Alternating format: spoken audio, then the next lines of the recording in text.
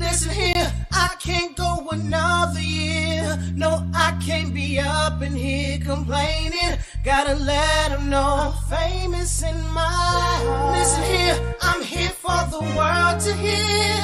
And I'ma make sure they know what my name is. I just wanna end up famous in I'm so serious, probably why they be so damn curious. They furious, Easy got these ladies on some silly shit. Now what the dilly is, I'm going all out. Hey, I'm the talk of the town while y'all just saw a mouth. Here's a story about my quest to be rich. I'm like Beyonce and Kelly on some Destiny shit. Mr. 6 Mile, look me up, I'm somewhat a dream. Got my city like an addict, guess it's somewhat a fiend. For my team, anything less is uncivilized. Surprise, I'm seeing this world through clear eyes. And haters only make me more inspired to bless. On the clock right now, what the hell is the next? Like that feeling in your chest when you're ready to leave.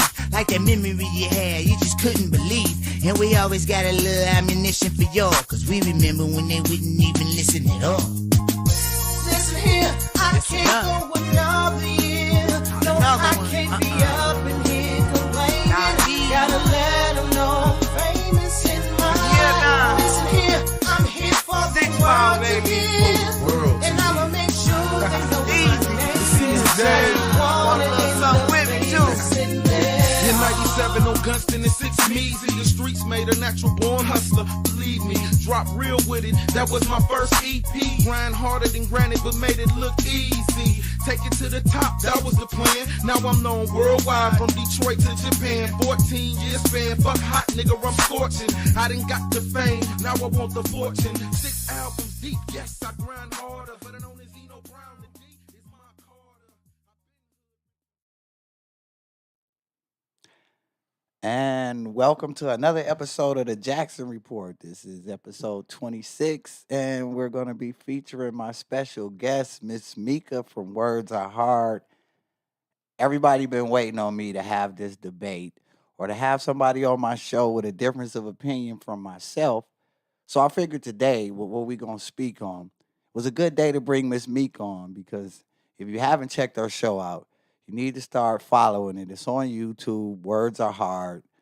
Go to the channel, subscribe. Make sure you click the bell so you can stay abreast of what she's doing. Well, how you doing today, Miss Mica? Well, thank you for that lovely introduction, DeWitt. I'm doing well today. How are you? I'm doing well, but there's a few things stirring my spirit up because, like I said, when we was texting back and forth earlier about the Atlanta shooting, it bugs me because this guy targeted women, and the excuses that's been being made for this guy, it's like, call a spade a spade. If you're a sick psycho and you're going around preying on innocent women, these women done nothing to you. So whatever was going on with your sex life, like they trying to say, oh, he was having a bad day, and basically putting it in layman's terms, oh, he was sexually frustrated because of the things that, it's always an excuse made when a tragedy like this happened. You shot 8 people. 8 people that woke up that morning not even thinking about you. And you woke up thinking, oh, this is a good thing. I'll just go out, kill 8 innocent women. Well, I believe it was 7, because the 8th guy happened to be a guy who was from my hometown. He just happened to live in Atlanta the past 11 years. And when I saw the story and I was skimming through it, it hit close to home for me because some of the people that's near and dear to my heart down here in Austin are of Asian descent. And they was making it like he was targeting Asian women.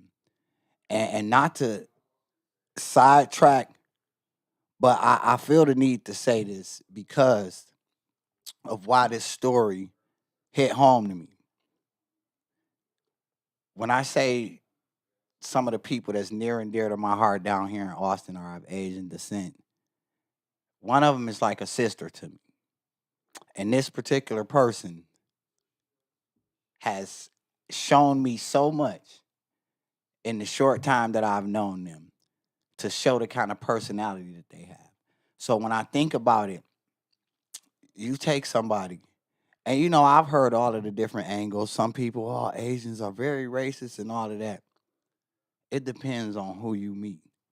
I don't judge all apples by just one bad one because everybody, we could point fingers and have the same argument all the time. Like we could point the fingers and say, "Oh, they say some of the Hispanic community is racist, some of the black community is racist." We got racism in every ethnic group. We do. It's something that's part of the American culture. I But think for it's this, part. I'm sorry to cut you off to it, but I think it's a part of every culture too because exactly, yeah, it's a part of every culture, not just American, but I work with two Indian Americans, well, uh-huh, actually Indian immigrants, right? and they have been outspoken, at least to me, about how racist it is in India. Wow.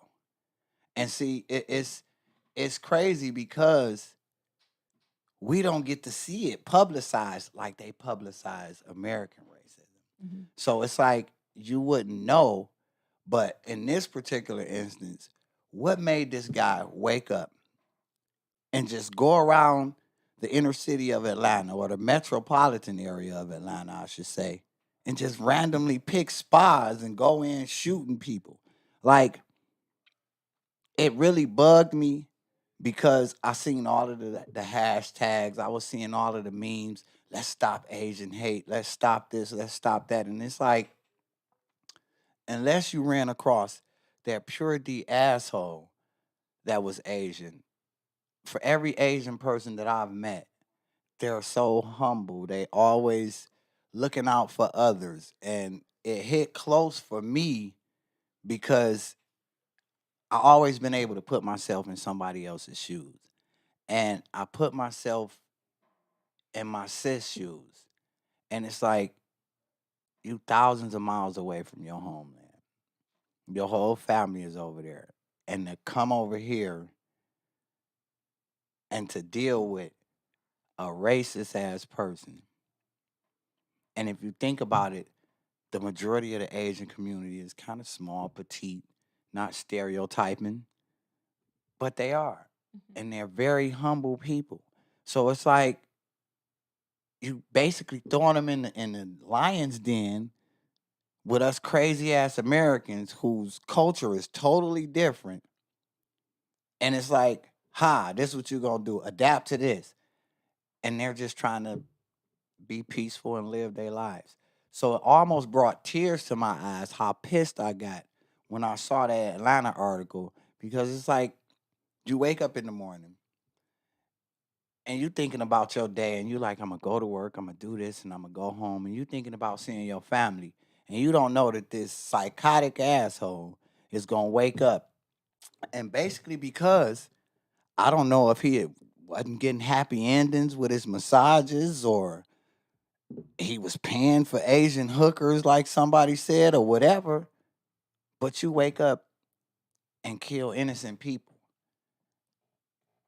I can't get behind that. I really can't get behind that. And it makes me feel like when when do our justice system, since America is supposed to be so God and country, God and country, God and country, when do we start abiding by how God rules?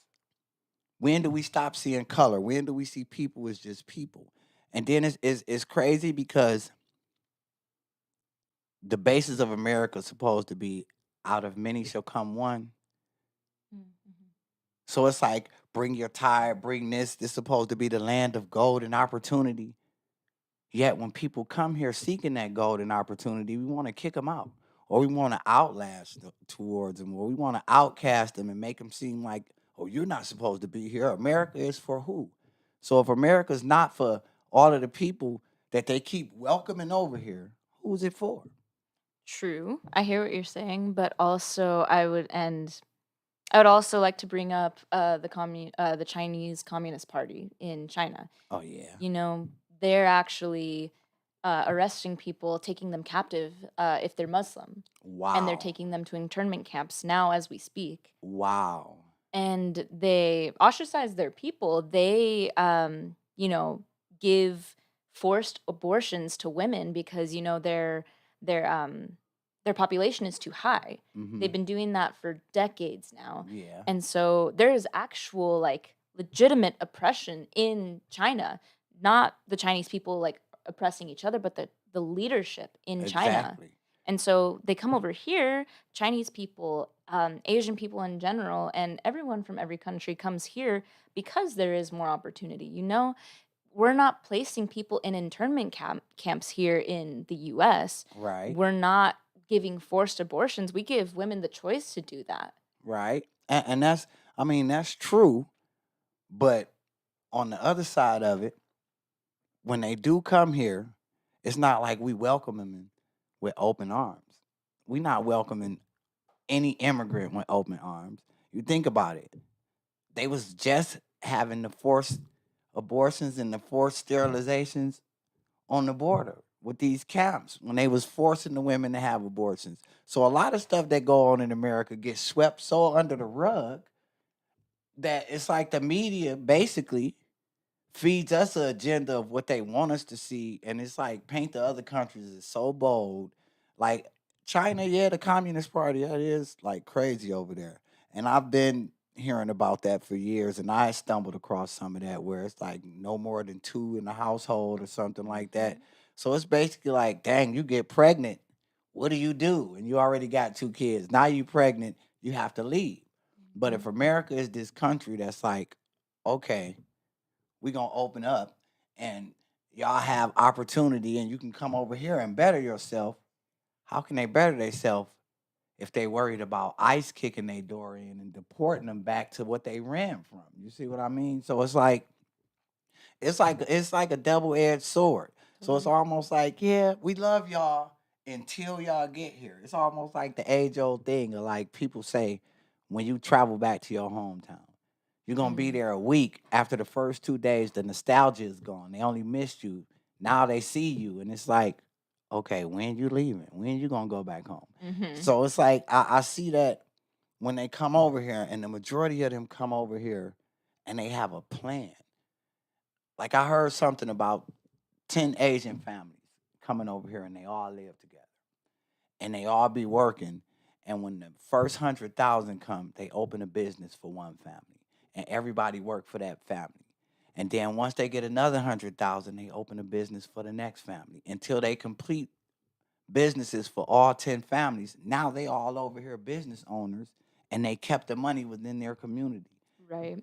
And that's the thing. It's a totally different culture. Eastern culture is more about community. Hmm. Western culture is more about individuality. So when you mix the two together, I think that you can get something very prosperous. And that's why Asian Americans do very well here in the Yeah, US because they have that kind of community mentality. yeah, and it's true because I see it. Like at my old job, working in the hotel industry, it didn't matter if they knew each other or not.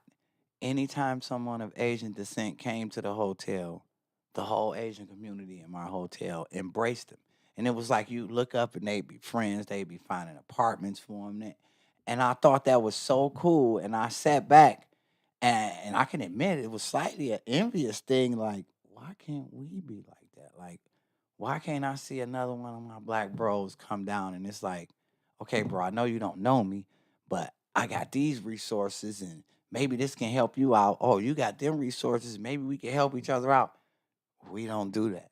We don't do that. So it's like when I seen that and I saw the story, it just was like, what would make you wake up and out of everybody to have problems with innocent, not only was it innocent people, the fact that it was women. See, I grew up in an era where as a man, you had to worry about maybe something happening to you. You never had to worry about it happening to your girl or your child. And it's like to see how times have changed to where everybody's susceptible to violence, unnecessary. So it's like, I guess the whole honor amongst thieves or honor amongst killers back then, you would know if a stone cold killer was loose in the city, he wasn't gonna hurt the women and he wasn't gonna hurt kids. Now it's like these guys coming out and they don't care about life itself. They don't even care about themselves because to see that, like, it's just like when I read the story, I pictured just how humble and docile an Asian woman is, what would make you want to bring violence towards them?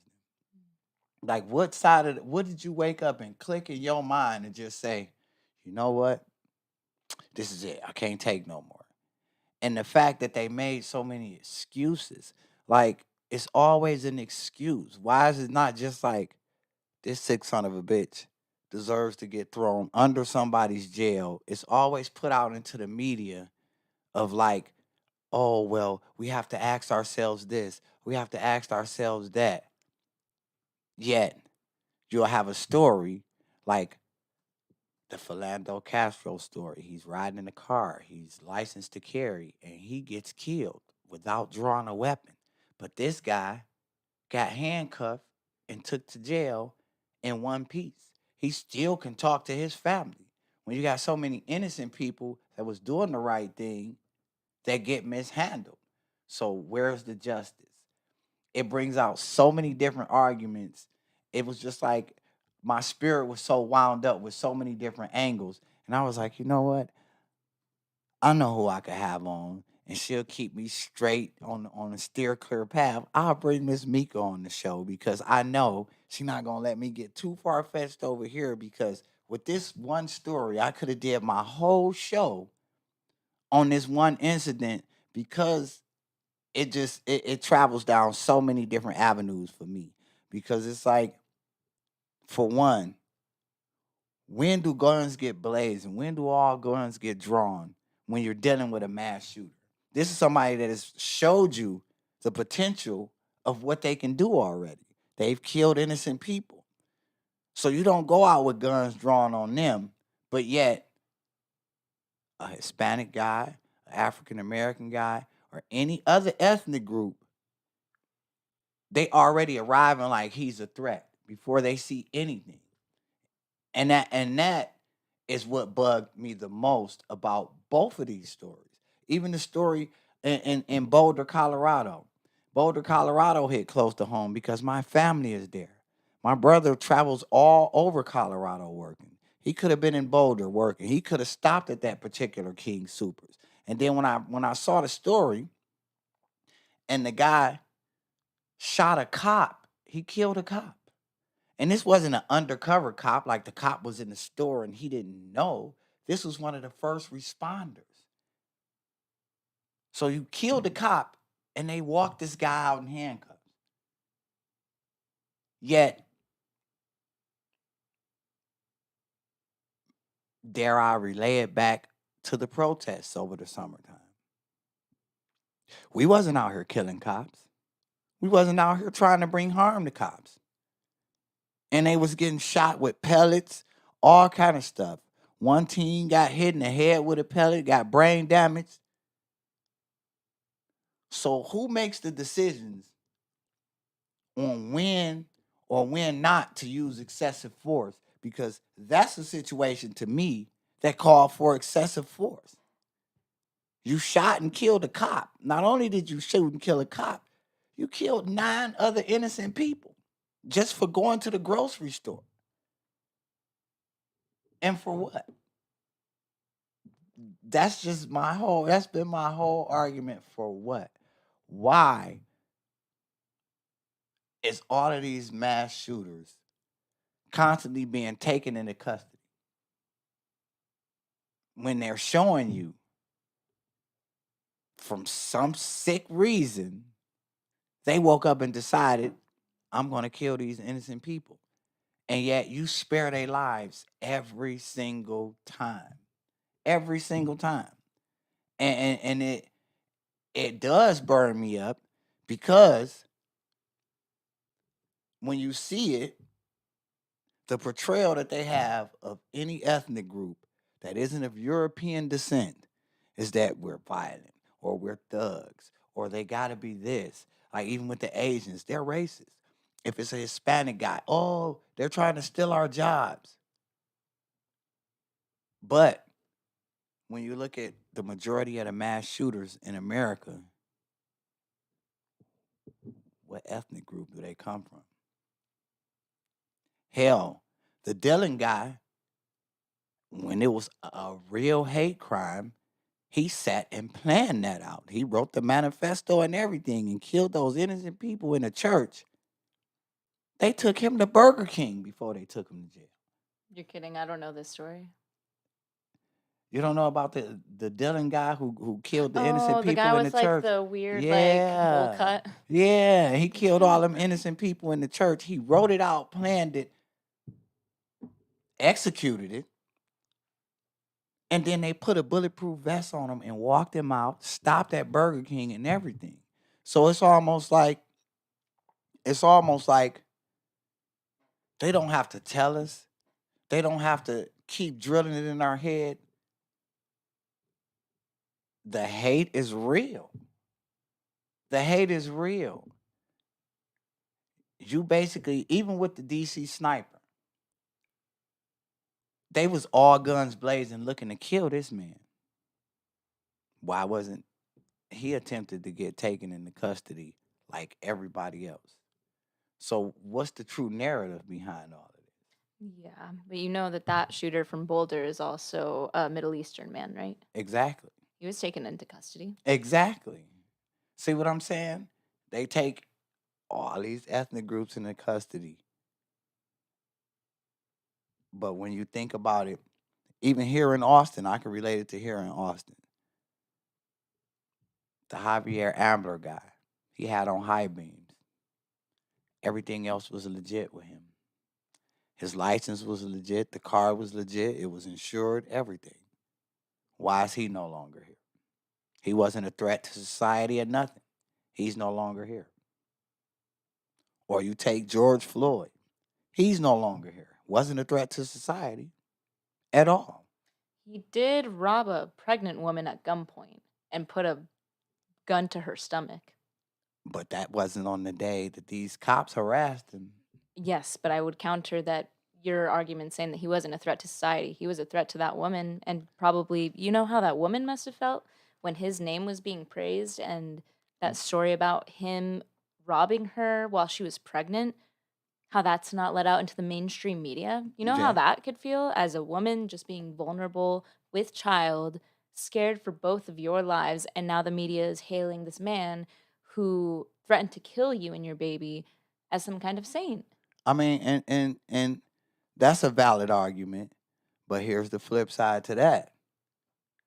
When it comes to us, whenever there's anything about us, they always bring up all of the dirt from our past. I'm quite sure this guy has so much dirt. It's almost like they make excuses and praise a mass shooter. Oh, well, he was having a bad day. Look at the young guy.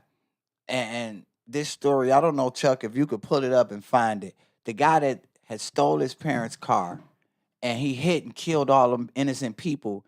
And the lawyer's argument for him was because he was rich and he never knew what it was like to do wrong. I was just about to ask you if he had money. I was just about to Yes, ask you that. he was rich and he never knew what it was like to be bad. So he didn't know no better. And that was the argument that got this guy off. And that, to me, is like, when do we go through the flip side of it? If it was an African American guy that did it, and they say, oh, he comes from poverty. He's not used to having nothing. So it's always two sides to the story. Like, yeah, George Floyd, I mean, everybody has something from their past that Everyone. they did. But on that particular day, you handcuffed this guy. And every time I see any video, picture, the way that he felt so comfortable to have his hands in his pockets while your knee is pressed in this man's throat for over 8 minutes. And they got off pretty much. It wasn't first degree murder. I think they dumbed it down to something like second degree. That's premeditated to me. Premeditated is, I would disagree. Premeditated is like the man that you spoke of earlier, the Dylan guy. He wrote it down. He had been thinking about it for long. Exactly. Do you think that police officer was thinking, "Oh, I'm gonna kill me someone today"? I don't think he woke up thinking like that. Well, then it's not premeditated. In that instant, though, see, here's my thing. I think this is why I would probably be one of the harshest judges ever. But in that instant, when a person is telling you they can't breathe and you don't do nothing to alleviate the situation, at that point it turns premeditated because you know what the end result could be and you stay in that position. He knew if this man is saying, I can't breathe, your knee is on this man's neck and you're compressing his airwaves. At that point, you're making the conscious decision, to me at least, in my humble little opinion, to deal with the consequences. Either he gonna live or he ain't. And you put your hands in your pocket, which means at that point you're relaxed. Anybody that's relaxed, it's one thing that's just like, I give you weigh like what, 135, 140 or something like that. Good guess. But in a relaxed state, that 140 goes up a few notches because you basically relaxing. So you turn it into like dead weight. So when you put your hands in your pockets and you relax on this man's throat, that was dead weight. So now you basically making a conscious decision and like, okay, so what, he said he can't breathe. We'll see. Yeah, and I'm not trying to play devil's advocate this entire time, and I do think that the George Floyd incident was atrocious. Like, Yeah. he shouldn't have died. He Right. absolutely shouldn't have. That police officer shouldn't have had his knee on his neck for 8 minutes. Right. He shouldn't have. Right. And while I disagree with you that it was premeditated, I don't think it was. I think that's why he got off on like second or third degree. I can still agree that that was someone who was made in the image of God and who was taken unfairly from this world. Exactly. I mean, and you know, it's always good to get it from a lot of different angles because I do feel your angle. Like, I'm quite sure that cop didn't wake up and say, you know what? I'm gonna find a black man, pull him over, and kill him today. I don't think that was his intentions, but just from in the video when everybody is screaming, he's saying he can't breathe and he yelling out for his mama, and you just like, yeah, whatever, you're going to jail, buddy. He was already handcuffed. He was already handcuffed. So the thing of it is like when you handcuffed, and not only was he on his neck, it was two other people pinning this man down, but he's handcuffed. So you already rendered somewhat helpless. What you gonna do? Rush your body weight and knock people over? It's not too much you can do. So I do feel your point of view with the whole he didn't wake up thinking that he was gonna do that. So it wasn't premeditated, but in my eyes, and it's just me because I'm not a law enforcement officer or I'm not a judge or anything. I'm just a thinking type guy. So in that process of him having his knee on his throat and he's saying, I can't breathe, and you hearing it, he's struggling to basically talk, telling you he can't breathe, and he calling out for his mama. At that point, when do you be like, okay, wait a minute, this guy, this ain't an act. Let me try to do something. And you got a crowd of people telling you. It's like so many different angles. Like it's so many different points of view you can have with that. But that was just my little one. And I understand yours because you're right. Like, and I don't think you playing devil's advocate at all. I don't think you playing devil's advocate. That was the whole purpose of actually this conversation because it's always nice not only just to get my point of view, but to get somebody else's. So, like with the Boulder incident, how do you feel about that? Do you feel like, see, the thing of it is you killed 10 people altogether, but the fact that you actually killed a cop, that sets precedent to me. Like that says, okay, 9 times out of 10, you think about it. Think about what was the guy in LA? The guy, he wrote the manifesto and he started killing cops because he was on a call with his partner and his partner used excessive force unnecessarily. So he reported it to a supervisor and then because he reported it, I guess the whole You cop talking call, about Chris Dorner? that's the guy, Chris Dorner. That guy. Cop killing suspect. Exactly. Yeah, I'm unfamiliar with this man. Oh, he wrote the man. Basically, long story short with him, He was on a call with his partner. The partner used excessive force, and he felt it was unnecessary. He reported it, and because he reported it, they had put him like on a leave, and then they ultimately fired him. Basically, I guess for going against the cop code and reporting his fellow officer. So he took it upon himself to say, "Oh, okay, y'all corrupt. I'm gonna start knocking y'all off then." So I think he killed the chief, and I think the chief's daughter or something like that. Jeez. And he secluded himself off in a barn, right? Mhm. 400 cops Swiss cheese the barn up. Swiss cheese that man up, took him out of here. So if that's the case, why isn't this Boulder shooter held to that same standard? You killed a cop. This wasn't just a regular civilian. This was a person arriving on the scene, doing his job, and you killed him. And they brought this guy out in handcuffs. So to answer your question on how I feel about it, it actually hits home for me too because my family lives in Aurora, Colorado, which is what 45 minutes away from Boulder. Exactly. So yeah, when my parents told me about it last night, it was scary, honestly. Yeah. It was super scary and just I feel like I've become so desensitized to all these mass shootings because it feels like so normal here in America, which is really bad. Yeah. It shouldn't be desensitized. And I feel like a lot of people here feel that way. It's like, Yeah. oh, hey, another mass shooting. But with this guy in Boulder, I mean, I don't know his motive. I don't know if the news knows his motive yet, but what we do know is that he's of Middle Eastern descent. Mm-hmm. He's Muslim and he was anti-Trump.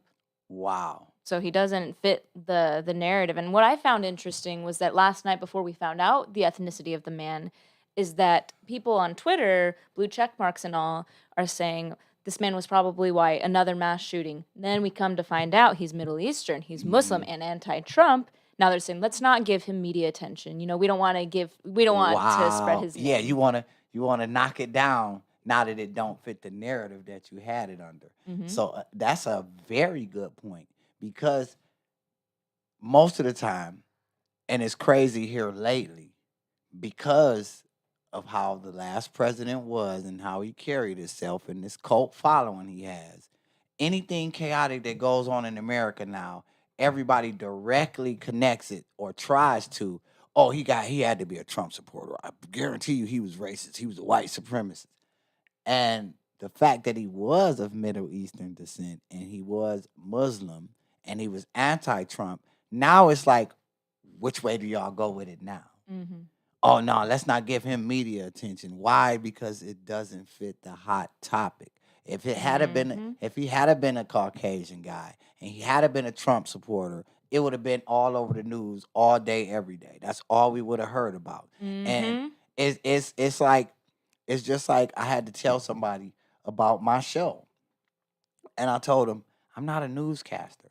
I don't want to be a newscaster. I'm not a journalist. I'm not a politician. I'm not none of that. I don't want my show to fit that narrative like I'm pushing a specific agenda on my followers. I make it an open forum because I say it all the time. I can have a point of view, but if I'm in discussion with somebody and the things that they're saying, their point of view about the same subject, makes sense to me, I've always been man enough to be like, you know what? That's a correct angle. And I'm man enough to change my point of view. So like, for instance, how you were saying, even with the George Floyd thing, yeah, I don't think they premeditated, like got up and said, we're gonna kill this man.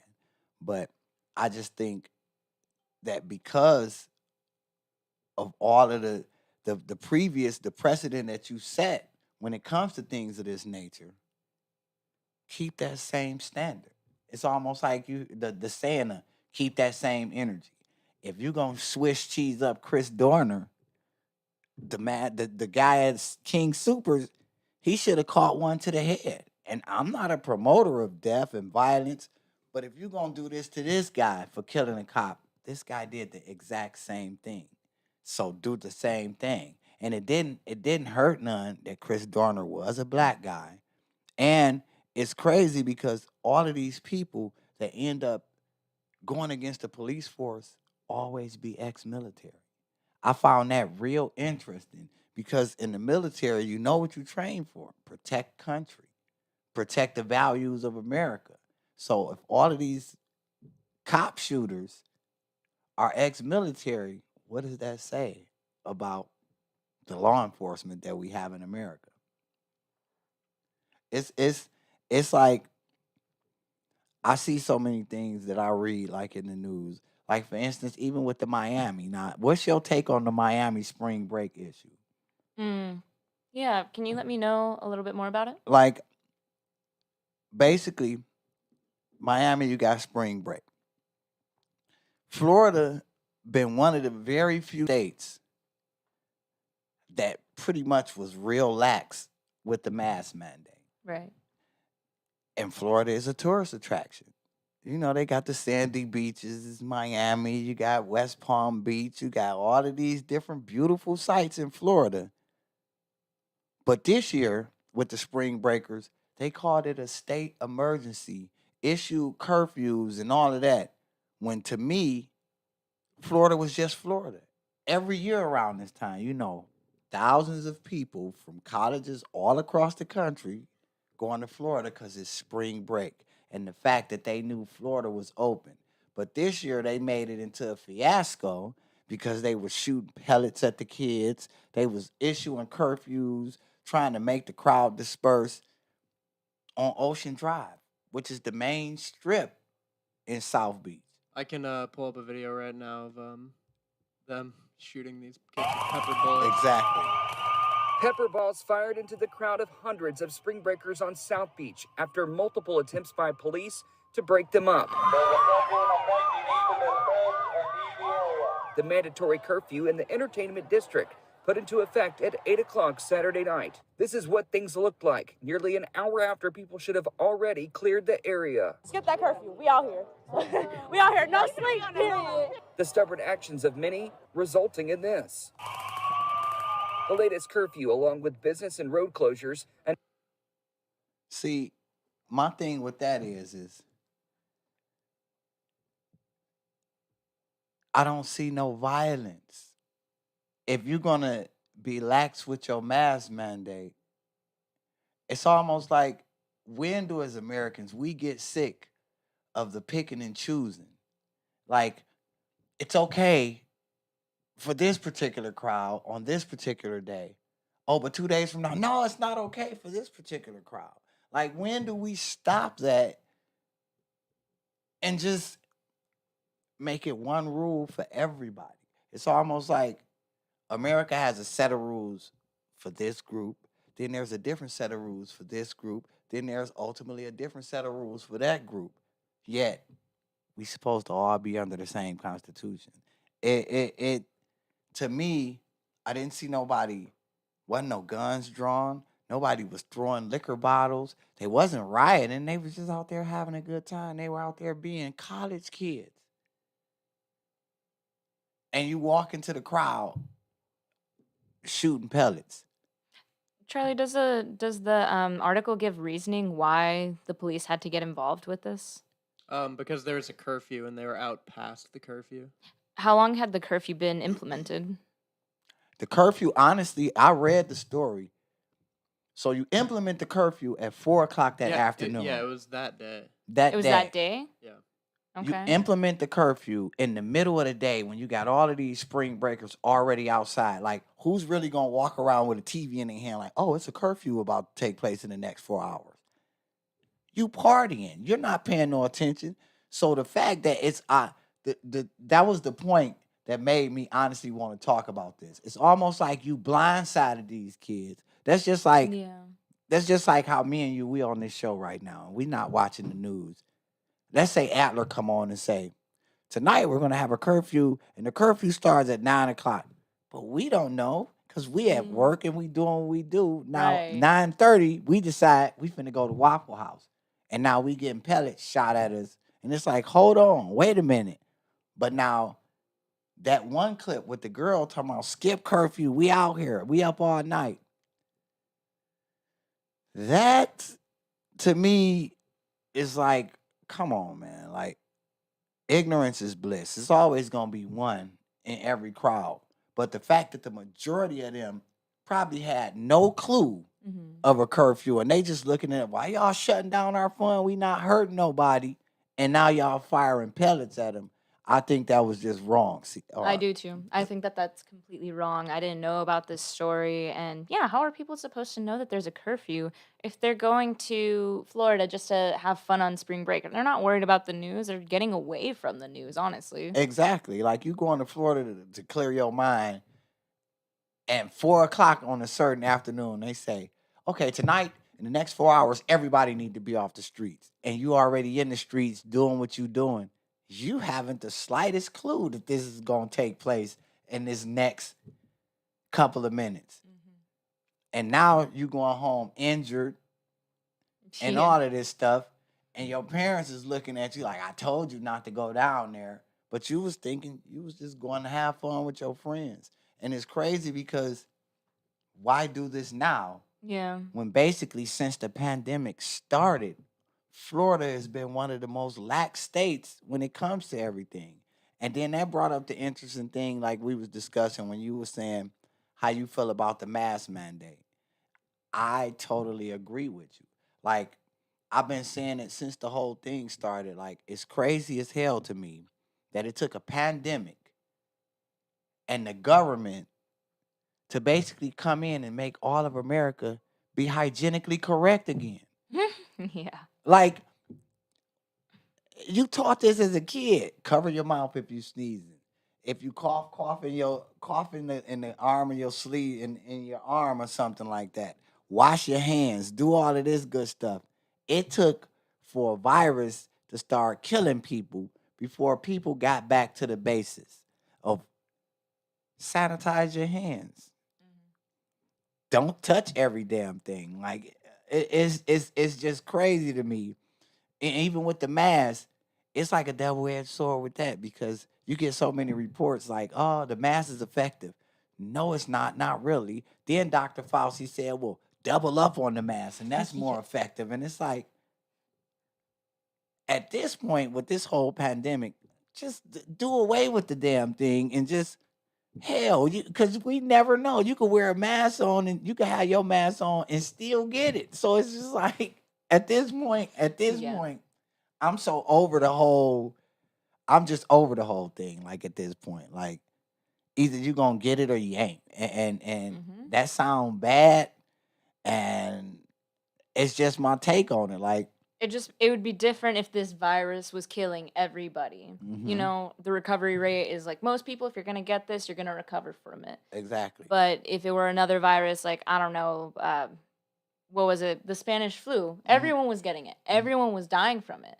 If we had a virus that was like that, killing everyone, not just, you know, mostly elderly people, yeah, I wouldn't go outside. I don't want to fucking die. Right. Sorry, pardon my French. Oh, I don't no, know if you you could- curse on your show. Oh yeah. We can curse like a motherfucker on this show. All So right. I feel you because I looked at it when Abbott came out and said, okay, Texas, we opening up. Business can go back to 100%. Lifting the mask mandate. And then Adler came right behind it like, oh, the hell we not. If you don't have a mask on and you here, we can legally say you're trespassing and arrest you. So it's almost like, I've been saying that the dynamic of Austin is almost like we caught in between two feuding parents. One person say one thing and then another one say another thing. Then Abbott gonna come back and say, okay, well, you only got to the 17th. On the 17th, the whole mask mandate is lifted all over the whole state. We don't care what y'all saying. So it's like, to me, at this point in time, we all grown.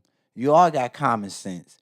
You know whether or not your immune system is a weak immune system. You know if every time when flu season come, if you catching the flu, when the allergy season come, if you catching allergies, you know your immune system ain't the best. So you might want to wear a mask. But for everybody else, it's just I think it's just in your comfort level.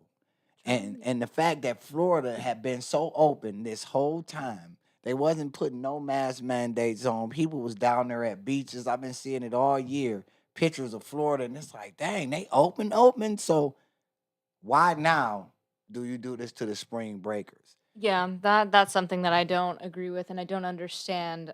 My initial assumption, and I don't like to make assumptions, but my initial assumption is that like maybe the governor of Florida, Ron DeSantis, was just trying to cover his ass and be like, Yeah. "Oh, this is going to increase our cases like a lot," and then the media is going to give me a lot of shit. Mhm. So I should probably put up this curfew so that people don't spread COVID as much. But I don't want to make that assumption. I don't know. That's just my initial thought. And I think I would agree with you on that because this whole time, Florida has been like, you kind of side-eyeing Florida like, man, they just a ticking time bomb waiting to happen because they just allowing people to fly in. They don't give a damn you got on a mask or not.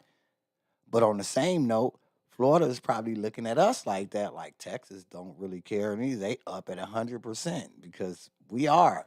And then now they just released it. They working on the provisions now to start the events back up, indoor and outdoor. So it's like, basically, I think after all this time, the country is ready to somewhat get back to normal because you got a lot of people that still like cakewalking, basically like eggshell walking through this whole thing. Like they don't know if their job gonna just shut down or what's gonna go on.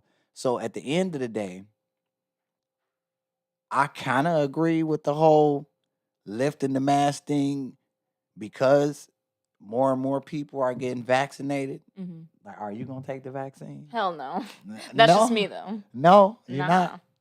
Well, if I start growing an arm out my back, then y'all know. Then y'all know because I did it, but I did it because of my parents.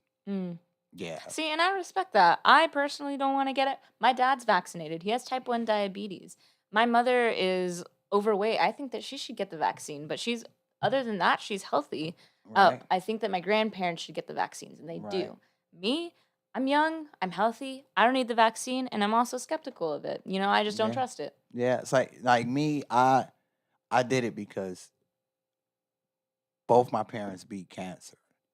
And that had to compromise their immune system. So far be it for me to be the one to walk through the door and then I leave and everybody got the sniffles and it's like, God damn it, DeWitt, you came and brought it and then gave us this damn virus. Right. So it was like, I'll be the guinea pig. If nothing else, I took out great insurance policies on myself just in case I'd be like the start of the apocalypse and a hand grow out my neck and, get the. But I just honestly, now the one that I'm very leery of, Johnson and Johnson, How because come? Johnson and Johnson makes baby powder and baby oil. They make like home healthcare products. They make like home beautifying products. Like we gonna trust them to make a medicine. We're gonna trust them to actually make a vaccine. And I was leery about the Pfizer one too because the people that made Viagra, like, come on, man, like, and leave it to the comedians. They wasn't even trying to make Viagra. They was trying to find a cure for cancer, and it just started making people get horny and make. Oh man, Chuck, what do you think? You gonna take the vaccine? I got the natural vaccine. I already got COVID about too. 2 months back, so I don't think I need it. And my mom's getting it. Yeah. I think my dad's gonna get it when he can. So probably not, honestly. You're not. So I'm the only idiot out the three up here, huh? I think Charlie gave me COVID. Oh wow, Chuck. No, because one day after I was recording my show here, I started feeling congested, feeling allergy symptoms. And it was only after I came to see Gary. Charlie wasn't here, but I heard that Charlie had COVID. After I did my show, that week, I find out I have COVID. Damn. Chuck, you were a spreader. Yeah, I probably gave it to you. Oh, that's. Or maybe you got it from Gary. But But you probably gave it to Gary. Yeah, probably. Either way, Well, one of you guys gave me COVID. and I have antibodies, and so do you. So no vaccine for us. I think I had the antibodies too, but because if y'all had it, chances are, unbeknownst to me, I had it. That's but, true. But every time I went and got tested, I was negative. Yeah, maybe you just didn't get it. It doesn't affect. That's It affects people differently. That's them linear genes. I got very, very, very strong genes when it comes to everything. But so now with your show, being that we discussed the things that I really wanted to have you on here to discuss, like with your show, Words Are Hard, what gave you the idea to do your show? Yeah. So about 2 years ago, I was just thinking.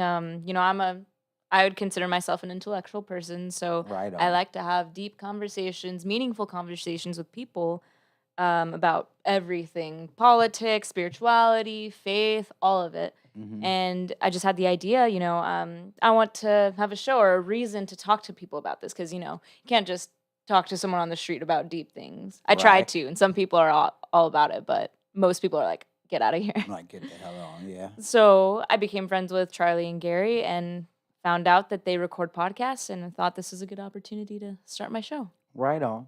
So now your show, is it pre-recorded or live? It depends on the day. Sometimes it's live, sometimes it's pre-recorded. Right on. Right on. And now it's a part of my show. It's a segment that I just implemented. Maybe a couple of episodes back, me and a cousin of mine was talking about it.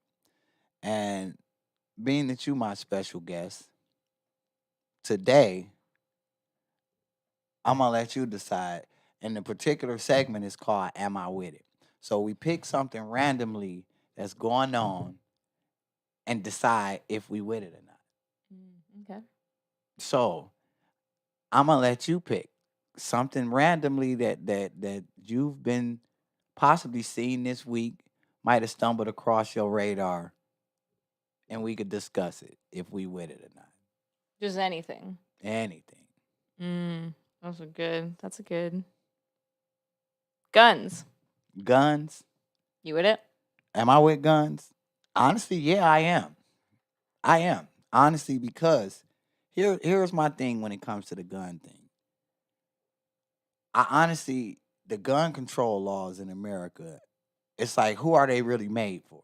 Because with all of these mass shootings, you see how easy it is for guns to fall into the wrong hands. But on that same note, if we all legitimately have the right to bear arms, possibly somebody in the store could have been there to defend. Maybe this will cut down a lot of these innocent people getting shot if all Americans were allowed to legally carry. And then it's just like, who does the screening for this? Like, I do think, I wouldn't say it should be stricter gun laws, but I do think the screening process should be a little bit better, because anybody, it just seems like anybody can get guns now. Like, Yeah, like that dude. yeah, like that guy. Like, yeah, like Can you let your audience know who you're talking about? like the fact that, and everybody that watched my show and saw my promo video saw my producer whip out the fact that he is licensed to legally carry around the state of Texas. That oh man, Gotta love Gary. you gotta love it, because at least I feel protected now, because like, That was what I was gonna say. Is like, even though Gary's a crazy son of a, yes, he is. I love his mom, so I'm not gonna say that. Yeah. He would be the person to defend you if there was a mass shooter Yes. in HEB. Yes, and that I do know. Like, when people say, "Oh man, Gary," I say Gary is this about Gary. Gary is just real passionate about the things he believes in, and one of the things that he does, I know for a fact that he does believe in, is the whole equality thing. He doesn't. We joke back and forth all the time. And I think off air, if people heard some of our rhetoric towards each other, they would be like, what? My show would probably get banned if we talk like we talk off air while I'm recording. But I honestly do believe it would be him. If a mass shooter kicked in the front door right now, we would probably never even feel the wrath because Gary is just that kind of stand-up guy that he would put himself on the front line trying to protect everybody else. And that's one of the things that I've noticed about him since we've known each other. Like, me and him could be joking. Me and Gary could have one of the most heated discussions because I don't call him arguments with Gary. He's like a brother. So we could have a heated discussion. And in the midst of us having a heated discussion, if a voice came from the outside saying something towards me because they heard Gary say it, it would get real different. Like, I know it would. And it's just like even with you, now that you're kind of in the in crowd now. I mean, you kind of Ooh, I'm in the in. yeah, Okay. you one of the cool kids now, Mica. So I mean, we protective over the things that we care about, and when it comes to me, like somebody was asking me about my license, and I said, it's just because I'm black. They didn't want to, they didn't. They got me going through all of the red tape because I'm a black guy. And it was jokes. I don't think that's the reason. The reasoning is just all of the documentation. And something came up, like, because I don't have a criminal record. Like, I don't have a criminal record at all. Like, even the one time I did my little stint with the free stay, I stayed at one of those free facilities for a night. Even with that, when they did my little fingerprints, she was like, "Do you drive?" I was like, "Yeah." She was like, "So you just don't do nothing?" I'm like, "I live a life like every other American. Like, what am I supposed to do? Like, nothing comes up with you." I was like, "Ain't that a good thing? Like, what did you Yeah. expect all these bells to start ringing off and they'd be like, oh, he stole the car over here. He jumped it." That So, is so weird. yeah, like she really kept asking me. Kept asking me. The lady, she was like, "Nothing comes up with you." I said, "It's because I'm not in y'all system. I don't have no priors, no record, no nothing." So when they was letting us out, she was the first person to look at me and say, "Oh, we sorry for the inconvenience, Mr. Big Shot." And I'm like, "Do I get some kind of paperwork or anything?" No, because they never charged you with anything.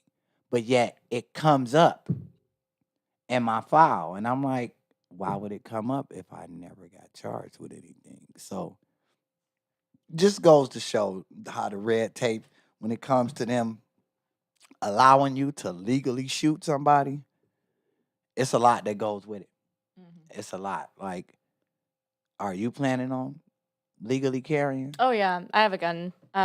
Going through the process of getting my LTC. Mm-hmm. Been waiting for a while. I got my fingerprints done. They haven't contacted me in like 2 months though, so I need to check back in with them. Yeah, I think it's like a backlog on them because of that whole fiasco near the end of the Trump era where everybody thought it was just going to be this big civil war and everybody was running out, clearing the shelves of the ammo and buying every gun they could possibly buy. Like, no, because I mean, I have a firearm as well. And like Texas is carry it. Like, I've had law enforcement officials when I'm doing Lyft ask me like, "You don't carry?" And I'm like, "I'm doing Lyft. Why? Like, why would I want to do that?" And they're like, "Everybody is Texas, man. Like everybody." So it's almost like part of your natural outfit in Texas. You grab your pants, put your belt on, put your gun on your waist, and walk out the door. Like Chuck probably even got a gun, and if you looked at Chuck, I don't have a gun. you don't. I actually What? only recently got a knife. What? All right. All right. So I got a knife to defend myself. Oh man, Chuck need to have a gun because Chuck got that bread, and people never get to see Chuck. I'm telling you, y'all never get to see Chuck, but Chuck has got to be the most eligible bachelor in all of Austin, and he got the bread to back it up. So, ladies, y'all need to start hitting Chuck's line. Y'all ain't gonna even, y'all can't see him. Y'all just got to figure it out. Yeah, Stalking. you got to call into the show. Yeah, call into the show. If you call into the show, you possibly will talk to Chuck.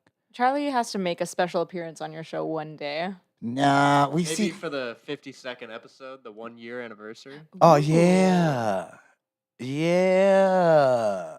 That's what's up. I'm gonna bring Chuck. Chuck just gonna flash through the camera, and if he gonna be like Hades' Comet. If you don't catch him, he'll be gone, and you missed it. So it's one of them things. But ladies gonna be on Chuck because Chuck drive a Lexus. He live in a condo, ladies. Oh, yeah. Exactly.